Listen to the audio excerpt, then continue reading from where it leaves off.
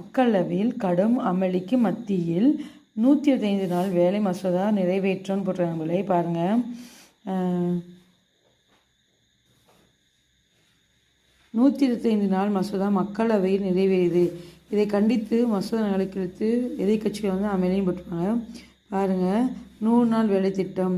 பிரதமர் மன்மோகன் சிங் தலைமையிலான ஐக்கிய முற்போக்கு கூட்டணி 2006ஆம் ஆண்டு பிப்ரவரி மாதம் இதை அமல்படுத்தினாங்க. அதாவது கிராமப்புறங்களில் தகுதியுள்ள ஒவ்வொரு குடும்பத்துக்கும் நிதி ஆண்டில் உறுதியாக 100 நாள் வேலையும் உத்தரவாதமான ஊதியம் வழங்குவதே இந்த திட்டத்தின் நோக்கம்னு சொல்லியிருப்பாங்க. இது சுமார் 20 ஆண்டுகளுக்கு கடந்தது. பெயர் மாற்றம். இதில் முக்கியமான திட்டத்தின் பெயரை விக்ஷித் பாரத் ரோஸ்கர் மற்றும் அஜீவிகா மிஷன், இது கிராமின், அதாவது விபிஜி ராம்ஜி திட்டம் என மாற்றப்பட்டுள்ளது.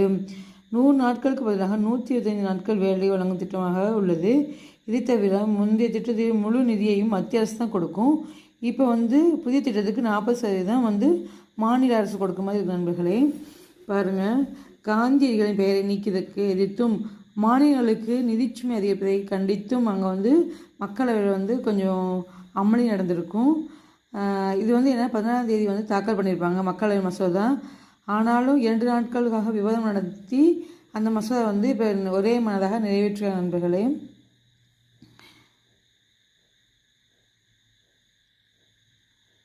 பாருங்கள், குண்டர்களின் ஆட்சி அப்படின்னு சொல்லிட்டு அவர் ஒருத்தர் சொல்லியிருப்பார்.